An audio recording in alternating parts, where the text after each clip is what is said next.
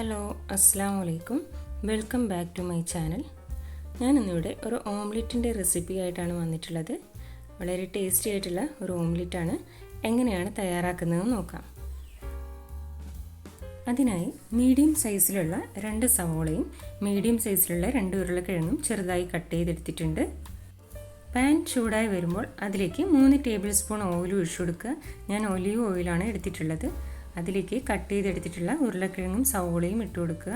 നന്നായിട്ടൊന്ന് വഴറ്റി കൊടുക്കുക.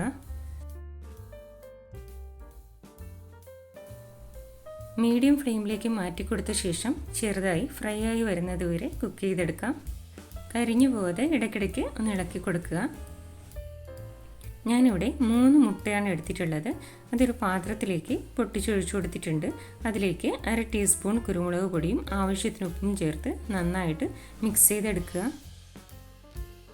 ഉരുളക്കിഴങ്ങും സവാളയും ചെറുതായി ഫ്രൈ ആയി വന്നിട്ടുണ്ട്.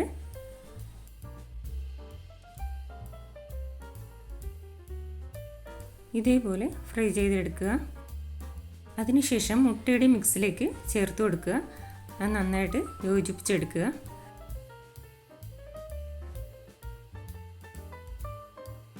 അതേ പാനിൽ തന്നെ 1 ടീസ്പൂൺ ഓയിൽ ഒഴിച്ച ശേഷം റെഡിയായിരിക്കുന്ന മിക്സ്ചർ ഒഴിച്ചു കൊടുക്കാം.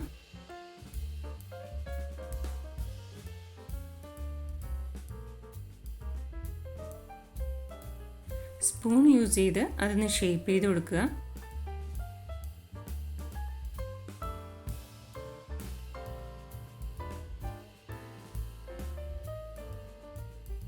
മൂടി വെച്ച ശേഷം ലോ ഫ്ലെയിമിൽ 5 മിനിറ്റ് കുക്ക് ചെയ്തെടുക്കാം.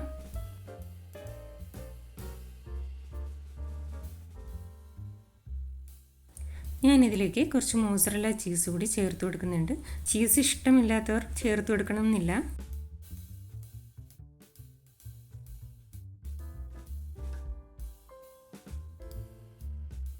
അഞ്ച് മിനിറ്റ് കഴിഞ്ഞിട്ടുണ്ട്. ചീസൊക്കെ മെൽറ്റായി വന്നിട്ടുണ്ട്. ഒരു പാത്രം വെച്ച ശേഷം അതിലേക്ക് കമിഴ്ത്തിയിടാം. അതിനുശേഷം കുക്കാകാനുള്ള ഭാഗം പാനിലേക്ക് ഇട്ട് കൊടുക്കാം.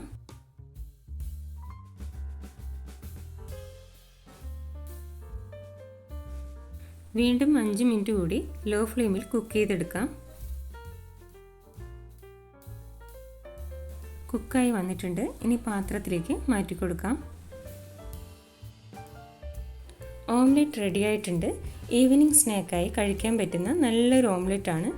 ഇഷ്ടമായെങ്കിൽ എല്ലാവരും ഒന്ന് ട്രൈ ചെയ്ത് നോക്കണം. ഇനി നമുക്കൊന്ന് കട്ട് ചെയ്ത് നോക്കാം.